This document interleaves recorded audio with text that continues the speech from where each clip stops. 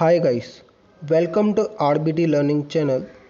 In the previous video, we are done with the section 139 and the section 140 of a Companies Act 2013. In this video, we are deal with the section 141 of the Companies Act 2013. Now the section 141 talks about the eligibility, qualification, disqualification of auditor. Means the person who is eligible to appoint as the auditor of the company, what are their qualification and what are their disqualification. The act also prescribe what are the consequence of disqualification. It means if you are doing the audit of the company and you are disqualified, then what are their consequence. The act also prescribe that. Now the section 141 and the rule 10, the section 141 subsection 2 and the section 141 subsection 1 talks about the person who is eligible, and subsection 3 talks about person who is not eligible, and this subsection 4 talks about the vacation of office. Let us cover the section 141 subsection 1 and 2. Now the section 141 subsection 2 divide person in the two category. It might be individual or the firm including LLP which are registered under the LLP Act 2008. Now in case of individual, if you are chartered accountant, then you are eligible for appointed as the auditor of a company. Now the question is, who is a CA?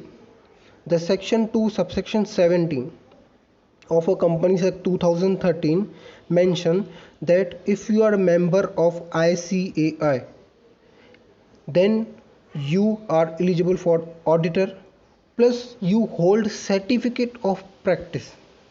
Means both the criteria would be fulfilled.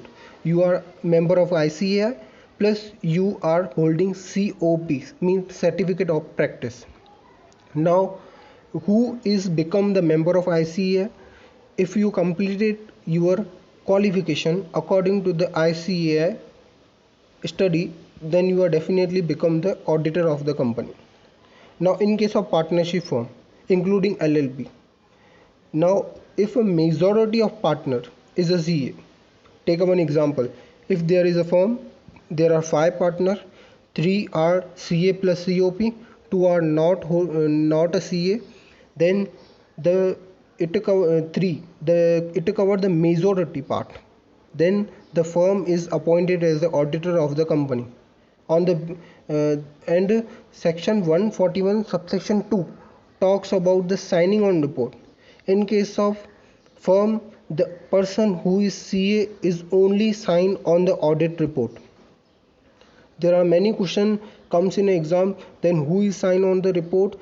You may answerable to that the person who is CA only sign on the audit report. Then furthermore, section 141 subsection 3 talks about the not eligibility plus rule 10. Now clause A covered the body corporate other than LLP. Now why the body corporate is excluding or the not eligible to appoint as the auditor of the company?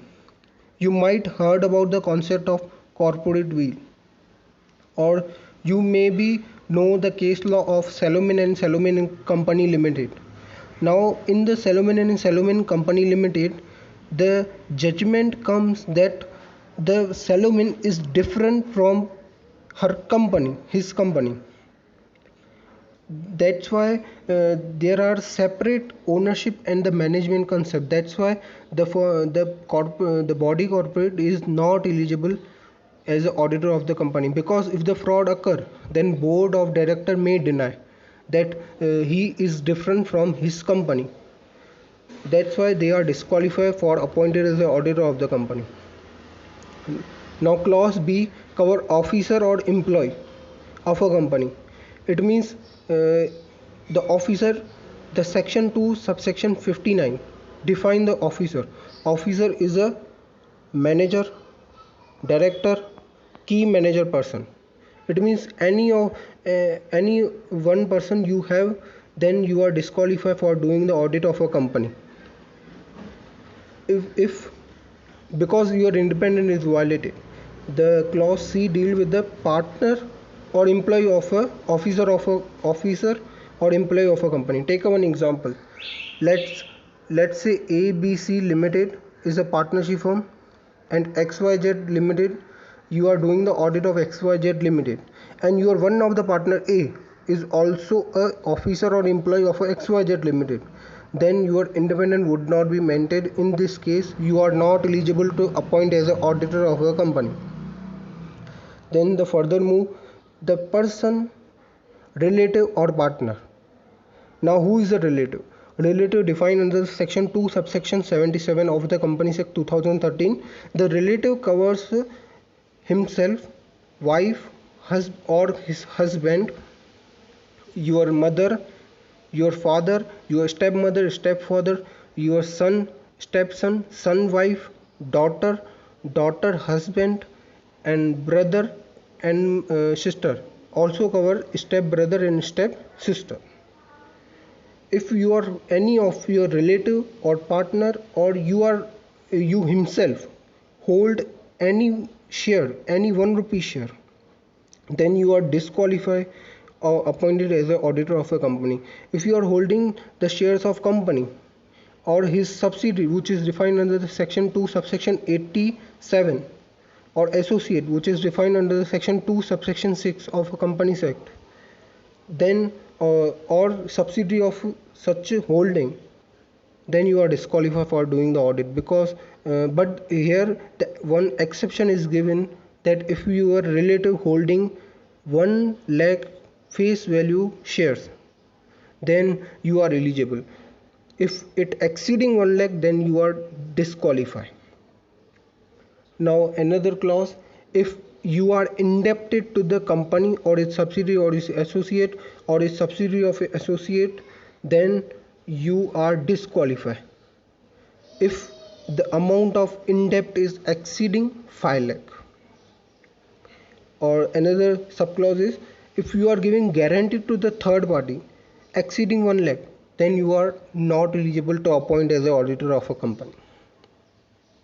Now come another concept, that if a person or firm who having business relationship with its company or its subsidiary or its holding or subsidiary of the same.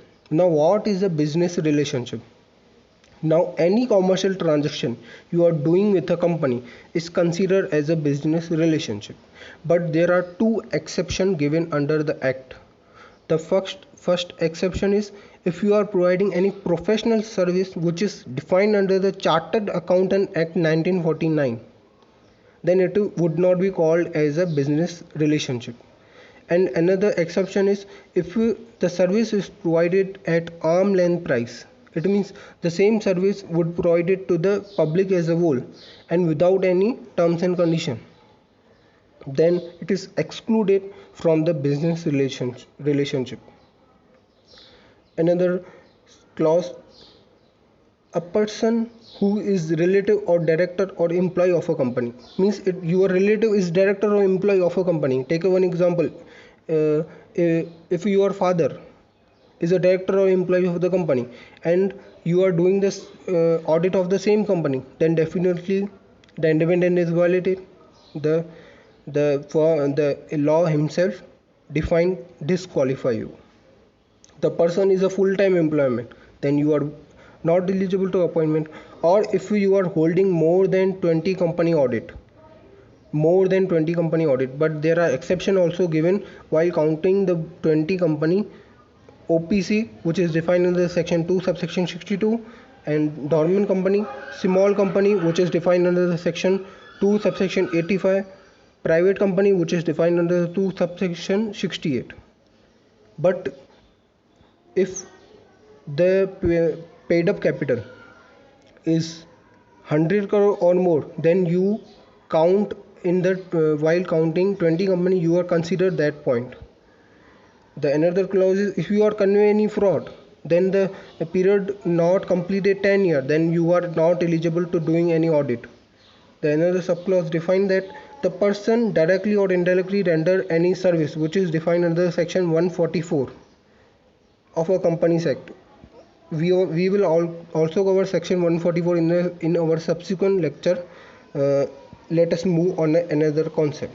Now the last concept, section 141 subsection 4 talks about if any person incur disqualification under the section 141 subsection 3, then he shall deem to vacant his office, and such vacancy is count as a casual vacancy.